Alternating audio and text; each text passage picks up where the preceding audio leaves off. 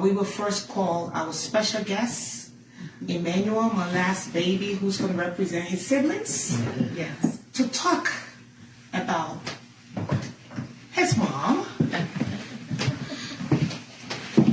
Hi,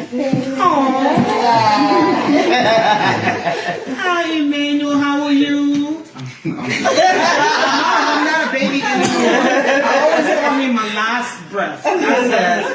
And I'm leaving this world. The last thing I would say, I love you, Emmanuel. Oh. Emmanuel, what do you have to say about your mama? So, obviously, you all know her as Doe Sio, but when describing my mom, I think you have to look at her through a multifaceted lens. Mm-hmm. There's more to Doe Sio than just Doe Sio philanthropist, Doe Sio businesswoman, Doe Sio mother. She is a whole human being, and if you look at her deeper, you would see her more as a beacon. Yes. My mom growing up, she didn't have a lot. I'm not sure if y'all know that, but she grew up in Grand Boston County. But she had her mother to pour into her. And through that, through the teachings of Auntie Doe, she went on to pour into all of y'all. Yes. She represents to me what it means to never lose faith in who you are and what you've seen in yourself. To have the hope to continue to push yourself forward, to have the hope to continue to push those around you, to have the hope to continue to push past the events that have tried to set you back. That is what my mother is to me. But when I look at what she's done for other people, it further echoes that message of hope isn't just an idea, but it is what you put into it. You bet. Wow. Wow. Wow. I want to throw some at him. Wow, Emmanuel. I'm also so proud of the man you have become. Yes. You have always been this great son, very courageous, always stand up for what he believes. And sometimes people might think you're a pushover. No, Emmanuel is not. He's the most firm child that I have. And he is very outspoken. He loves very deep. I remember when he was younger, every time I come home, Emmanuel will have a rose for me. And he would go to the back of the yard, he would pick a rose, and he will give it to his mommy. Always have a special place for my last baby.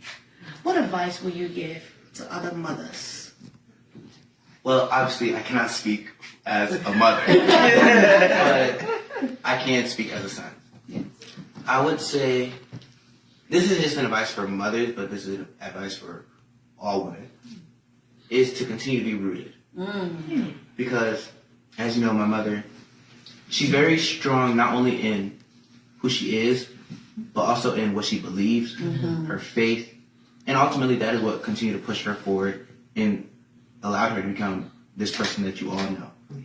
But through all that, she's still rooted in the foundations that her own mother installed in her. And I always been told by one of my coaches in an organization I've been called YBLA that you have to make sure what you say is nutritional. And my mother continues to be nutritious to those around her. She continues to push those around her, but she couldn't have been able to do that if she wasn't rooted. And even through all her endeavors, how she puts herself forward, and whether it's her job, whether it's a business that she wants to start, whether it's the Auntie Doe Foundation, how can you have a foundation if you're not rooted in it? So I think you just have to be rooted in who you are and rooted in the ideas that were installed in you to continue to push yourself forward and continue to push those around you. Amen.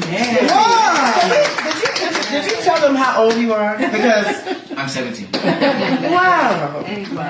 What amazing. It's amazing. And what do you want to be, Emmanuel? I want to continue to grow in myself and my faith, but also I'm going to school to study business management with, I'm doubling in finance and international business with the music minor. Wow. Jesus. Oh, this is... That's a lot. Where's that? Yeah. ruler. Thank you, Emmanuel. Thank you for representing your siblings